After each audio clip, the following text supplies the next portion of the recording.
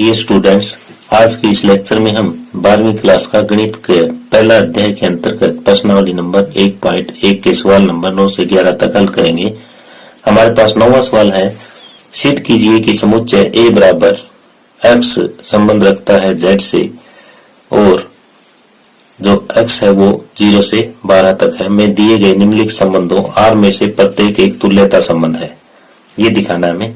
और पहला इसका पार्ट है R बराबर ए बी।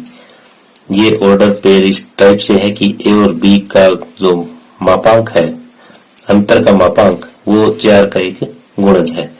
और दूसरा सवाल इसमें है कि R बराबर ए बी या A और B बराबर है, प्रत्येक दशा में एक से संबंधित अवयवों को ज्ञात कीजिए।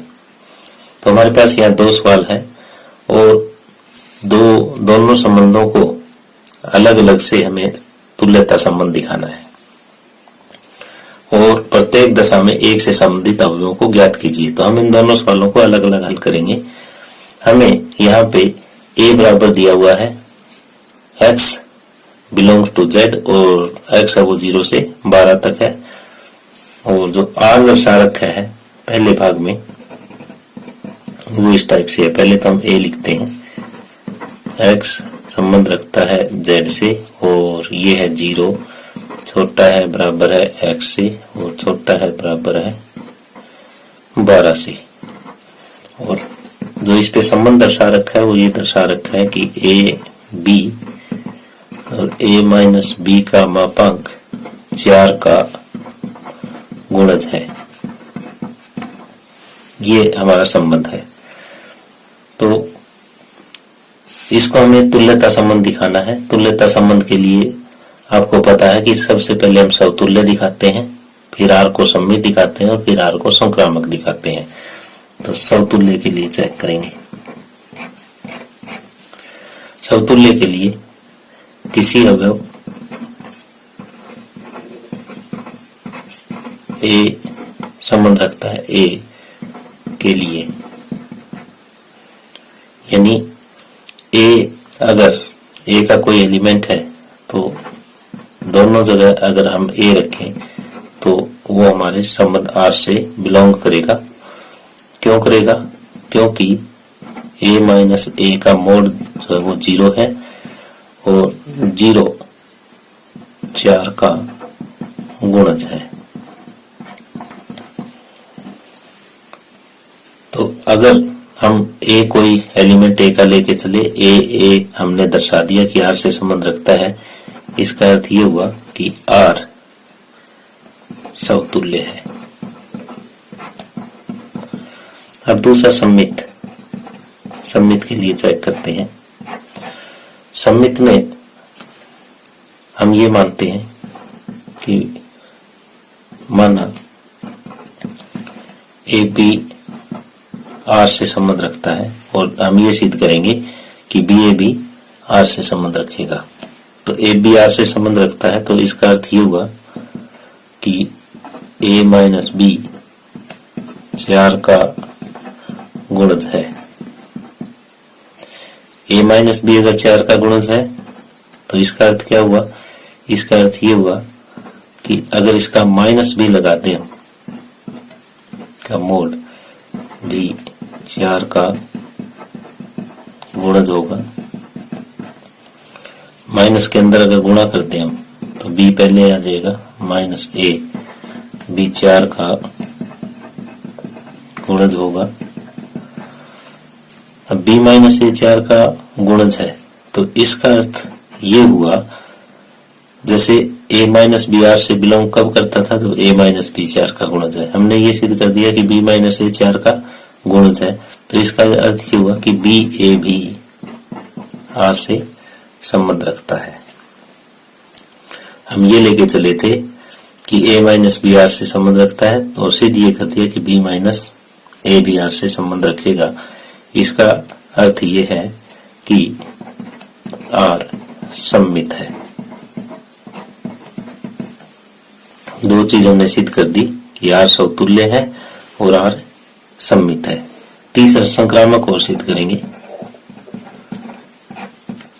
संक्रामक के लिए हम ये चीज मानते हैं कि कि माना ए बी आर से संबंध रखता है, बी और सी भी आर से संबंध रखता है, और हमें ये सिद्ध करना होता है इसमें कि ए सी भी आर से संबंध रखेगा।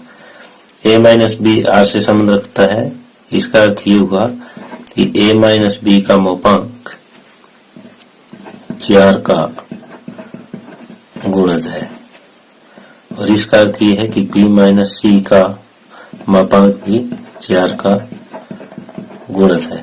हम यहाँ से देखते हैं कि कोई ये चीज 4 की गुणज है, ये भी 4 की गुणज है, तो इन दोनों का जोड़ है वो भी 4 का एक गुणज आएगा। तो a माइनस बी का मोड प्लस b माइनस सी का मोड किसका गुणज है? 4 का गुणज है। तो अगर इनका मोड का जोड़ 4 का गुणज है तो इन दोनों का जोड़ भी बिना मोड के भी 4 का गुणज होगा, और अगर इनको जोड़े तो b से b हट जाएगा। इसका मतलब ये हुआ कि a माइनस सी भी 4 का गुणज है। अगर a माइनस सी 4 का गुणज है तो इसका अर्थ ये है कि मॉडुलस a माइनस सी भी 4 का गुणज है। अब a माइनस सी 4 का गुणज है तो इसका मतलब ये है कि ए सी जो ऑर्डर पेयर है वो आर से संबंध रखेगा। इसका ये हुआ कि जो AC है वो R से संबंध रखेगा। हमने ये लेके चले थे हम कि AB R से संबंध रखता है, BC R से संबंध रखता है, और हमने ये सिद्ध कर दिया कि AC भी R से संबंध रखेगा। तो इसका अर्थ ये हुआ कि R संक्रामक है। अब हमने पहले R को समतुल्य सिद्ध किया, फिर R को सम्मित सिद्ध किया, फिर R को संक्रामक सिद्ध किया है। अतः R एक तुल्यता संबंध है। तो R को हमने तुल्यता संबंध तो स्थापित कर दिया। अब ये कहता है कि प्रत्येक दशा में एक से संबंधित अवयवों को ज्ञात कीजिए। तो पहले हम ये देखते हैं कि A में अवयव कौन कौन से हैं। A में अवयव 1, 2, 0 भी शामिल है, 0 से लेके 12 तक अवयव है। 0, 1, 2, 3, 4, 5, 6, 7, 8, 9, 10, 11 और 12 ये अवयव हैं। अब इन अवयवों में एक के साथ संबंध किस किस का है, यानी एक का उसके साथ दूसरे अवयव के साथ अंतर करें और वो 4 का गुणांक आए, ऐसे कौन कौन से हैं। पहले तो ऐसे जोड़े हम ज्ञात करते हैं कि एक का अगर एक के साथ अंतर करें तो 0 आता है, और 0 4 का गुणांक है। दूसरा जोड़ा क्या हो सकता है, एक का अगर हम 5 के साथ करें तो भी अंतर इनका 4 आएगा, 4 का गुणांक है। एक का अगर हम 9 के साथ करें तो अंतर 8 आएगा, और 8 भी 4 का गुणांक है। इसके बाद एक का हम 13 के साथ करेंगे तब आएगा, और 13 यहाँ शामिल नहीं है। तो ये 3 ही ऑर्डर्ड पेयर हो सकते हैं एक के साथ, 1, 1, 1, 5 और 1, 9, जिनका अंतर 4 का गुणांक है। तो इसलिए हम ये लिख सकते हैं कि वो हमें सेट लिखना है एक के साथ एक तो 1 है, 1 5 है, 1 9 है। तो उस समुच्चय के अवयवों वो ये लिखेंगे, उस समुच्चय के अवयव जो एक से संबंधित है वो कौन कौन से आ गए। एक तो 1 के साथ 1 आया था, 1 5 आया और 1 9 आया। क्यों? क्योंकि 1 और 1 का अंतर 0 है, वो 4 का गुणांक है। 1 5 का अंतर भी 4 का गुणांक है, 1 9 का अंतर भी 4 का गुणांक है, जैसे इस सवाल की हमारी परिभाषा थी। तो इस तरह से हमारा इस सवाल नंबर 9 का पहला भाग कंप्लीट होता है।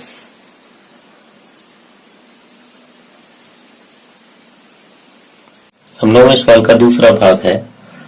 हमें यहाँ पे ए वही दिया हुआ है, एक्स संबंध रखता है जेड से और एक्स जो है वो 0 से 12 तक है। दूसरा जो इस पे संबंध दर्शा रखा है वो ये है ए बी, और यहाँ ए बराबर बी है। तो हम यहाँ पे इसको तुल्यता संबंध स्थापित करना चाह रहे हैं। तो सबसे पहले समतुल्य सिद्ध करेंगे, फिर सम्मित सिद्ध करेंगे और फिर संक्रामक सिद्ध करेंगे। समतुल्य के लिए देखें कि समतुल्य कैसे सिद्ध करते हैं। तो किसी भी अवयव A बिलोंग्स टू A के लिए ये देखें कि दोनों अगर A है तो R से संबंध रखेगा। क्यों? क्योंकि A बराबर A होता है, ये सत्य है। तो अगर कोई भी अवयव एक समुच्चय A का है और हम ये सिद्ध कर दें कि ये दोनों R से संबंध रखते हैं तो ये A समतुल्य होता है, R समतुल्य होता है। इसका अर्थ ये हुआ कि R समतुल्य है। अब सम्मित सिद्ध करेंगे। सम्मित में हम ये मानते हैं कि कोई भी ये ऑर्डर्ड पेयर ए बी जो है वो आर से संबंध रखता है, और हमें ये सिद्ध करना है कि बी ए भी आर से संबंध रखेगा। तो ए बी आर से संबंध रखने का मतलब ये हुआ यहाँ पे ए बराबर बी है। तो ए बराबर बी है, इसको हम ऐसे भी तो लिख सकते हैं कि बी बराबर ए है। और इसने क्या दर्शा दिया, अगर बी बराबर ए है तो बी ए भी आर से संबंध रखेगा। हम ये लेके चले थे कि ए बी आर से संबंध रखता है, और सिद्ध क्या कर दिया कि बी ए भी आर से संबंध रखेगा। तो इसका अर्थ ये हुआ कि आर सम्मित है। तीसरा संक्रामक सिद्ध करना हमें। संक्रामक के लिए कैसे सिद्ध करेंगे? संक्रामक के लिए ऐसे सिद्ध करेंगे हम कि माना ए बी है वो भी आर से संबंध रखता है, और बी सी है वो भी आर से संबंध रखता है। तो हमें ये सिद्ध करना है कि ए सी भी आर से संबंध रखेगा। ए बी आर से संबंध रखता है तो इसकी परिभाषा क्या कहती है कि ए बराबर बी है, और बी सी आर से संबंध रखता है, इसमें परिभाषा ये कहती है कि बी और सी बराबर है। अगर इन दोनों से देखें कि ए बी के बराबर है, बी सी के बराबर है, तो ए किसके बराबर हो जाएगा? सी के। और ए सी के बराबर होने का मतलब ये हुआ कि ए सी आर से संबंध रखता है। ये लेके चले थे कि ए बी आर से संबंध रखता है, बी सी भी आर से संबंध रखता है, और हमने ये प्रूव कर दिया कि ए सी भी आर से संबंध रखेगा। तो यहाँ पे इसका मतलब ये हुआ कि आर संक्रामक भी है, आर समतुल्य है, आर सम्मित है, आर संक्रामक भी है। तो हम कह सकते हैं कि अतः आर एक तुल्यता संबंध है।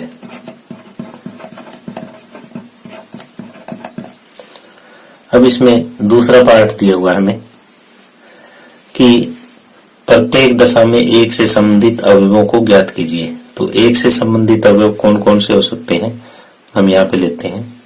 जैसे हमारे पास ये ए सेट में कौन कौन से अवयव है? 0 1 2 3 4 5 6 7 8 9 10 11 और 12 ये अवयव हमारे पास। अब हमें ऐसे अवयव ज्ञात करने हैं जो 1 के बराबर है और इसमें से है। तो ऐसे कितने ऑर्डर पेयर बनेंगे? ऐसे तो ऑर्डर पेयर इसमें एक ही बनेगा, यानी आर के अंदर एक ही ऐसा एलिमेंट आएगा जो 1 1 हो। एक से संबंध रखने वाला जो है वो केवल एक ही अव्यव है। तो हम यहाँ पे इस तरह से लिखेंगे, एक से संबंधित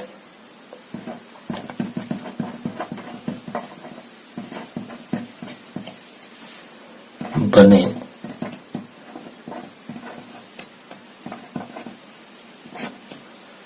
समुच्चय में केवल एक ही अवयव एक आएगा। तो अभिष्ट समुच्चय क्या हो जाएगा हमारा? अभिष्ट समुच्चय ये हो जाएगा एक, यानी एक के साथ तो केवल एक ही संबंध रखेगा। क्यों रखेगा? क्योंकि एक के बराबर एक ही होता है, बाकी इनमें से इन 12 में से एक के बराबर कोई नहीं होगा। तो इस तरह से ये 9वें सवाल का दूसरा भाग कंप्लीट होता है। अब ये 10वें सवाल का पहला भाग है, एक ऐसे संबंध का उदाहरण दीजिए जो सम्मित हो परंतु न तो समतुल्य हो और न ही संक्रामक हो। तो इस टाइप का हमें उदाहरण देना है। तो हम एक सेट मानते हैं, माना ए बराबर 5, 6, 7 और इस पे आर इस टाइप से डिफाइन करते हैं,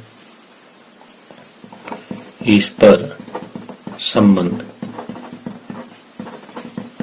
और इस टाइप से डिफाइन करते हैं कि इसमें जो अवयव होंगे वो सम्मित हो परंतु समतुल्य ना हो। समतुल्य ना हो तो इसमें 5, 5, 6, 6, 7, 7 ये तीनों इकट्ठे नहीं आने चाहिए।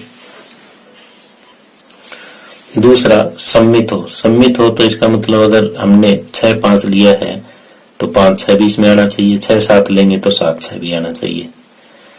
और संक्रामक न हो। संक्रामक न हो का मतलब अगर हमने 5, 6 लिया है, 6, 7 लिया है तो 5, 7 भी नहीं आना चाहिए। तो हम इस टाइप से डिफाइन कर रहे हैं। तो एक तो हम 5, 6 ले लेते हैं और एक 6, 5 ले लेते हैं, ये लेंगे। तो अब हम दिखाएंगे इसको कि ये सम्मित तो है, समतुल्य और संक्रामक नहीं है। तो हमने शुरू में सोच के ऐसा लिख लिया। तो समतुल्य क्यों नहीं है? ये समतुल्य के लिए देखते हैं। समतुल्य के लिए यहाँ पे 5, 5 या 6, 6 या 7, 7 ये तीनों के तीनों आर से संबंध रखने चाहिए थे, लेकिन ये संबंध नहीं रखते। तो इसका अर्थ क्या हुआ? अगर ये संबंध नहीं रखते तो आर समतुल्य नहीं है। अब सम्मित देखते हैं कि नहीं है। सम्मित के लिए कैसे चेक करेंगे? अब जैसे हमारे पास 5, 6 आर से संबंध रखता है और साथ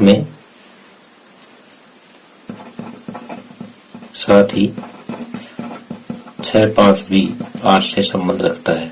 तो 5, 6 आर से संबंध रखे, 6, 5 भी आर से संबंध रखे, तो इसका मतलब आर सम्मित है। अब संक्रामक सिद्ध करना है कि नहीं है। संक्रामक में जैसे 5, 6 आर से संबंध रखता है और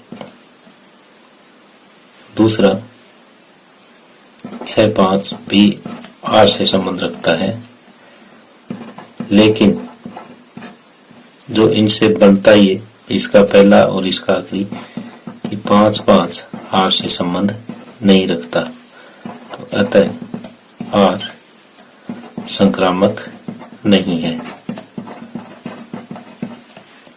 तो इस तरह से हमने सिद्ध कर दिया। इसलिए आर सम्मित है लेकिन समतुल्य तथा संक्रामक नहीं है। तो हमने ये इस टाइप का उदाहरण लिया था। इस तरह से क्वेश्चन नंबर 10 का एक भाग कंप्लीट होता है।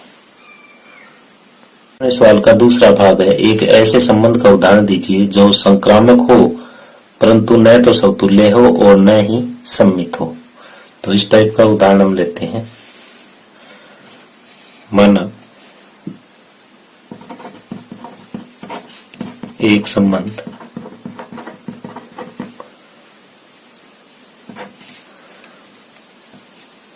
जो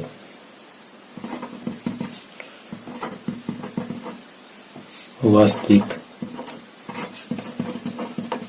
संख्याओं R के लिए इस टाइप से डिफाइन करते हैं कि R बराबर ये वास्तविक संख्याओं का समुच्चय R है और ये संबंध R है। इस टाइप से डिफाइन करते हैं कि A B और A छोटा है B से। तो यहाँ पे ये देखेंगे हम कि ये समतुल्य है, सम्मित है या संक्रामक है। तो पहले समतुल्य चेक करते हैं इसका।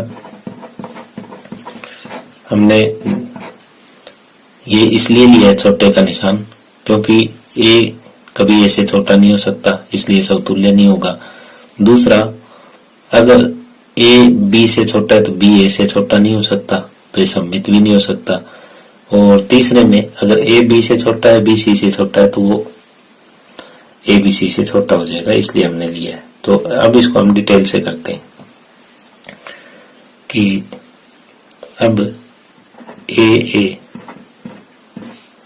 क्या R से संबंध रखेगा? नहीं रखेगा, क्योंकि A छोटा है A से, ये सत्य नहीं है,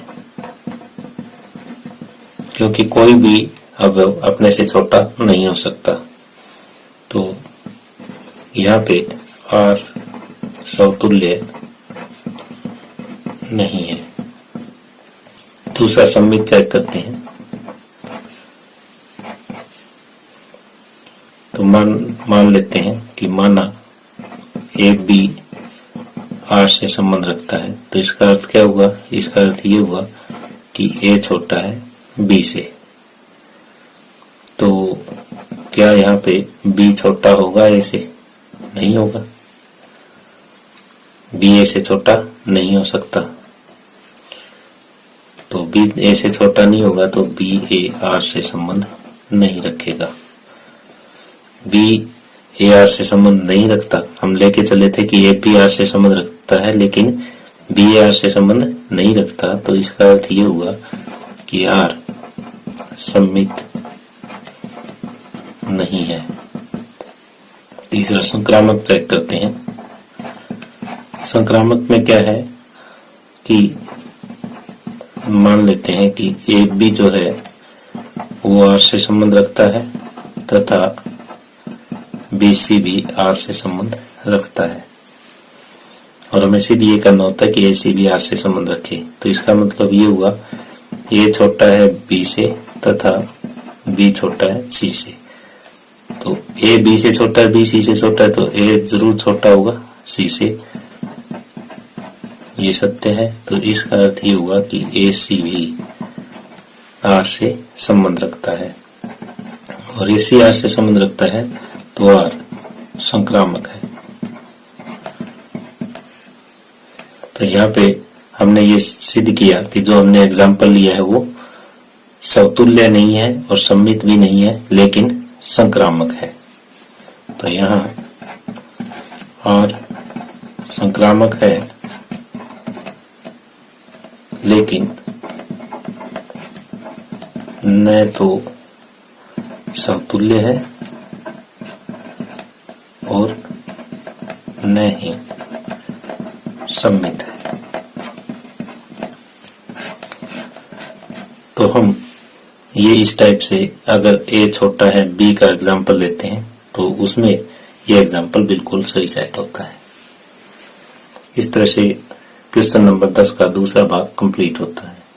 10वें सवाल का तीसरा भाग है कि एक ऐसे संबंध का उदाहरण दीजिए जो समतुल्य तथा सम्मित हो किंतु संक्रामक न हो। समतुल्य भी होना चाहिए और सम्मित भी होना चाहिए, लेकिन संक्रामक न हो। तो इसके लिए देखो हम एक समुच्चय ए मानते हैं जिसमें कोई 3 अवयव ले लेते हैं, 4, 6, 8, और इस पे आर हम सेट ऐसे डिफाइन करते हैं कि हमें समतुल्य दिखाना है तो इसमें 4, 4 भी आना चाहिए, 6, 6 भी आना चाहिए और 8, 8 भी आना चाहिए। सम्मित भी हो, सम्मित है तो इसमें जैसे मान लिया 4, 6 है तो 6, 4 भी होना चाहिए। और तीसरा एक और लेते हैं इसका, अगर 6, 8 है तो 8, 6 भी हम ले लेते हैं। तो अब हम इसकी जांच करते हैं कि समतुल्य, सम्मित और संक्रामक है कि नहीं है। तो पहले समतुल्य की जांच करेंगे कि हमारे पास 4, 4, 6, 6 और 8, 8 ये आर में होने चाहिए, तीनों के डबलेट। तो 4, 4 भी है, 6, 6 भी है, 8, 8 भी है, ये आर से संबंध रखता है। तो अतः आर समतुल्य है। अब दूसरी बात सम्मित चेक करते हैं। सम्मित में अगर हमारा 4, 6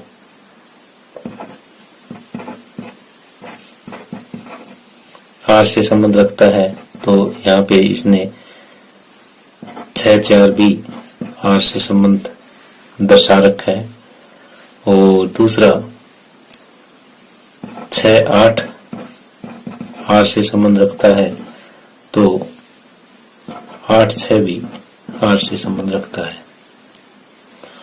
तो 4, 6 का ये विपरीत भी हमारे पास है, 6, 8 का विपरीत भी आर में ही है, अतः आर सम्मित है। तीसरा संक्रामक के लिए चेक करते हैं। संक्रामक के लिए हम ये लेते हैं कि 4, 6 और 6, 8 वाला पार्ट लेते हैं कि 4, 6 आर से संबंध रखता है तथा 6, 8 भी आर से संबंध रखता है। लेकिन 4, 8 भी तो आर से संबंध रखना चाहिए ना, लेकिन वो यहाँ पे नहीं है। 4, 8 आर से संबंध नहीं रखता, अतः आर संक्रामक नहीं है। आर संक्रामक नहीं है तो ये केवल समतुल्य और सम्मित है। तो इसलिए इस उदाहरण में आर समतुल्य तथा सम्मित है लेकिन संक्रामक नहीं है।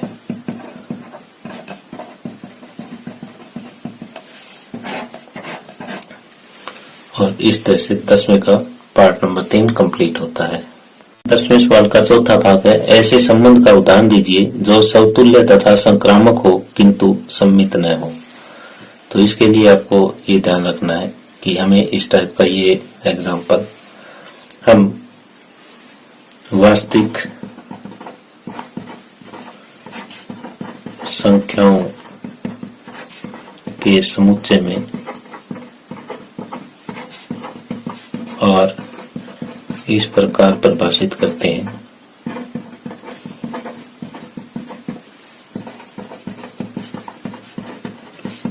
आर जो है वो ए बी है और ए और बी का क्या रिलेशन आपस में कि ए क्यूब बड़ा है और बराबर है बी क्यूब से, ये ले लिया हमने।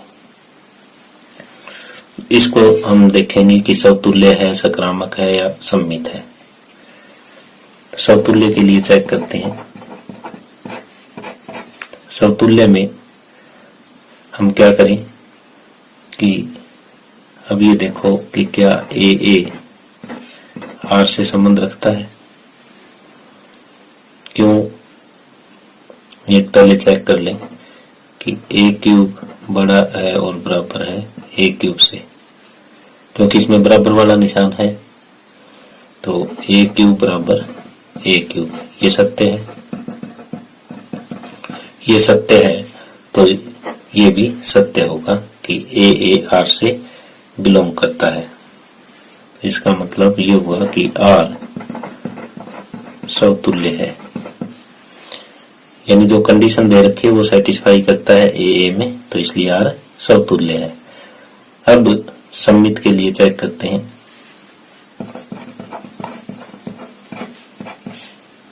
माना ए बी आर से संबंध रखता है, ए बी आर से संबंध रखता है, तो इसका अर्थ ये हुआ कि ए क्यूब बड़ा और बराबर है बी क्यूब से। ठीक है, ए क्यूब तो बड़ा और बराबर है बी क्यूब से, लेकिन अब हम देखें क्या बी क्यूब छोटा और बराबर ए क्यूब से है? तो ये सत्य नहीं है। क्यों? क्योंकि इसके लिए एक एग्जांपल लेते हैं हम कि ए के बराबर 1 और बी के बराबर 2 आर से संबंध रखता है। तो 1 का क्यूब बड़ा है और बराबर है 2 के क्यूब से, लेकिन 2 1 अगर आर से संबंध नहीं रखता, क्योंकि 2 का क्यूब बड़ा और बराबर 1 से नहीं हो सकता। तो डायरेक्ट इस एग्जांपल से भी हमारा काम चल सकता है अगर ये ना लिखे तो भी, क्योंकि 1 और 2 दोनों हमारी वास्तविक संख्याएं हैं और 2 1 भी वास्तविक संख्याएं हैं। तीसरा संक्रामक के लिए चेक करते हैं। संक्रामक में इसी तरह से हम ये मानते हैं कि माना ए बी आर से संबंध रखता है तथा बी सी भी आर से संबंध रखता है। तो ए बी आर से संबंध रखने का मतलब ये हुआ कि ए क्यूब बड़ा है और बराबर है बी क्यूब से तथा बी क्यूब बड़ा है और बराबर है सी क्यूब से। अब ए क्यूब बड़ा है बी क्यूब से, बी क्यूब बड़ा है और बराबर है सी क्यूब से, तो इसका मतलब ये हुआ कि ए क्यूब बड़ा है और बराबर है सी क्यूब से।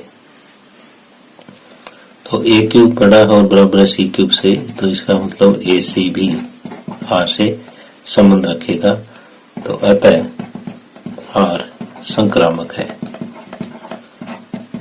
तो हमने यहाँ पे ये दिखाया है एक एग्जांपल लेके कि आर समतुल्य तथा संक्रामक है लेकिन सममित नहीं है।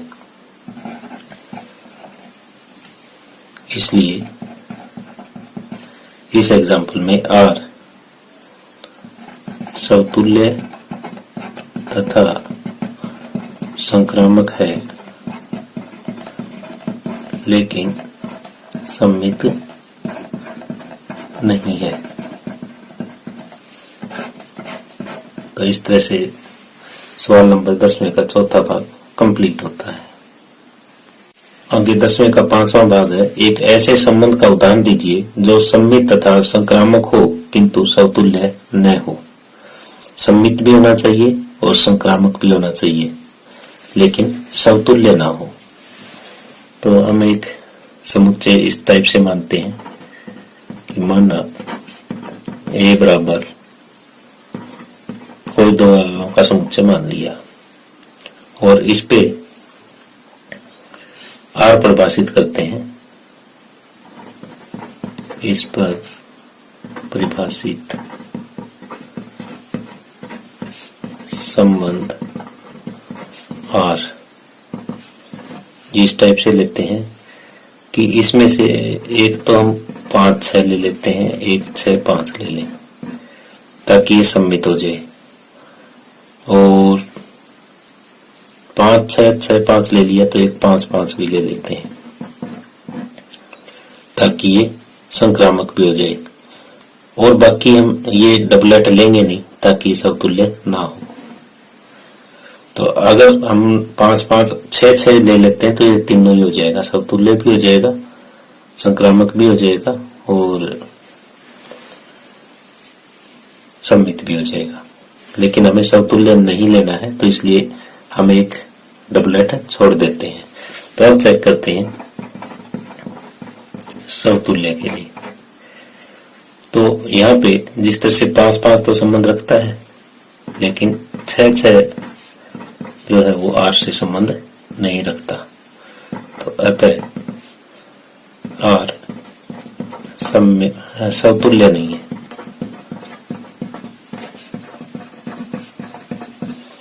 दूसरा सममित के लिए चेक करते हैं कि R सममित है या नहीं है। तो यहाँ पे 5 6 R से संबंध रखता है तथा 6 5 भी R से संबंध रखता है और कोई ऐसा एलिमेंट इसमें है नहीं। तो दोनों अगर ये इससे संबंध रखते हैं तो R सममित है। तीसरा संक्रामक के लिए चेक करते हैं। संक्रामक में हम ये लेते हैं कि 5 6 संबंध रखता है R से तथा 6 5 भी R से संबंध रखता है। दोनों R से संबंध रखते हैं तो ये भी होना चाहिए कि 5 5 भी R से संबंध रखे। तो ये भी है, ये सत्य है क्योंकि 5 5 है हमारे पास। तो अतः R संक्रामक भी है। तो R यहाँ पे समतुल्य नहीं है, सममित और संक्रामक है। इसलिए इस उदाहरण में R सममित तथा संक्रामक है, लेकिन समतुल्य नहीं है।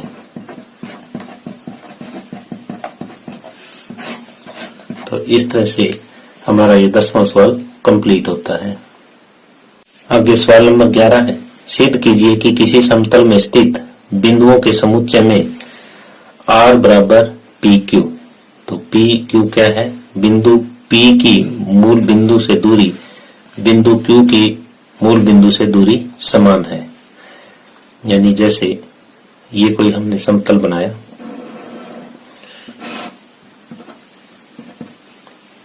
यहाँ पे कोई बिंदु P है और यहाँ पे कोई बिंदु Q है, ये मूल बिंदु है। तो मूल बिंदु से यानी हमें ये जो दूरी है OP बराबर दूरी OQ दे रखी है। इस टाइप से हमारा ये संबंध है। द्वारा प्रदत्त संबंध R एक तुल्यता संबंध है। पहले तो हमें ये तुल्यता संबंध दिखाना है, फिर पुनः सिद्ध करना है कि बिंदु P नॉट इक्वल टू 0 0 यानी ये वाला बिंदु अगर 0 0 नहीं है से संबंधित सभी बिंदुओं का समुच्चय P से होकर जाने वाले एक ऐसे वृत्त को निरूपित करता है जिसका केंद्र मूल बिंदु पे है। जैसे मान लिया P है, यहाँ पे भी है, यहाँ एक बार यहाँ ले लिया, यहाँ ले लिया। तो इस तरह से हमें जो इनका ये समुच्चय प्राप्त होगा, ये एक वृत्त होगा जो P से गुजरता है और जिसका केंद्र O है। ये सिद्ध करना है। तो पहले हमें ये दिखाना है कि तुल्यता संबंध है। और R क्या दिया हुआ है?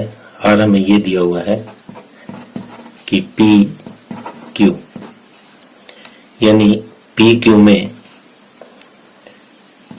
मूल बिंदु से P की तथा मूल बिंदु से Q की दूरी बराबर है। ये चीज दे रखी है, ये हमारा संबंध है। तो पहले समतुल्य के लिए जांच करते हैं इसकी कि दोनों अगर P P है तो ये R से संबंध रखेगा क्यों रखेगा? क्योंकि OP जो है वो OP के बराबर ही होगा, यानी मूल बिंदु से P की दूरी मूल बिंदु की P की दूरी से बराबर होगी, क्योंकि मूल बिंदु से P की दूरी मूल बिंदु से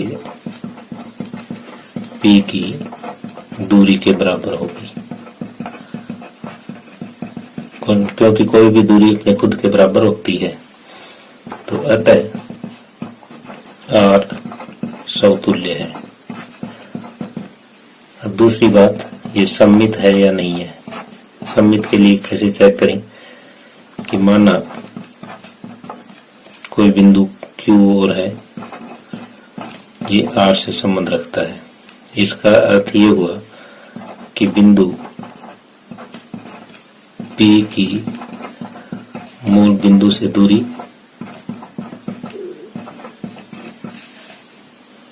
बराबर बिंदु Q की मूल बिंदु से दूरी के है। अब ये पहले भी लिखा जा सकता है कि बिंदु Q की मूल बिंदु से दूरी, इसको बाद में लिखा जा सकता है कि बिंदु P की मूल बिंदु से दूरी बराबर है। तो इसका अर्थ ये हुआ कि QP भी R से संबंध रखता है। QP R से संबंध रखता है, तो इसका अर्थ ये हुआ अतः R सममित है। और तीसरा संक्रामक चेक करते हैं हम। इसमें हम ये मान लेते हैं कि माना PQ R से संबंध रखता है और एक Q के साथ कोई और S मान लेते हैं, ये भी R से संबंध रखता है। तो इसका अर्थ ये हुआ मूल बिंदु से P की दूरी बराबर मूल बिंदु से Q की दूरी, ये दोनों बराबर। यहाँ पे क्या कहता है, मूल बिंदु से Q की दूरी बराबर मूल बिंदु से R की दूरी के बराबर है। तो इन दोनों को हम मिलाएं तो हम इस नतीजे पे पहुंचते हैं कि मूल बिंदु की बिंदु P से दूरी बराबर मूल बिंदु से बिंदु S की दूरी। तो इसका अर्थ ये हुआ कि P और S भी R से संबंध रखते हैं। हम ये लेके चले थे कि PQ R से संबंध रखता है, QS भी R से संबंध रखता है, और सिद्ध ये कर दिया कि PS भी R से संबंध रखेगा। तो हम ये कह सकते हैं कि अतः R संक्रामक भी है। तो R समतुल्य भी है, सममित भी है और संक्रामक भी है। तो इसलिए R तुल्यता संबंध है।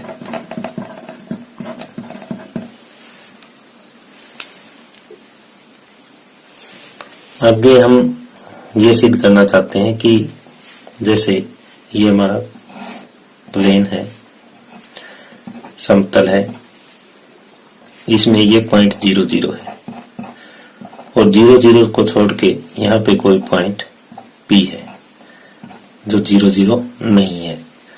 ये पॉइंट यहाँ पे भी हो सकता है, मान लेते हैं कि ये K डिस्टेंस पे है। ये पॉइंट कहीं पे भी हो सकता है, लेकिन इसका डिस्टेंस क्या है कि हर जगह K ही रहेगा।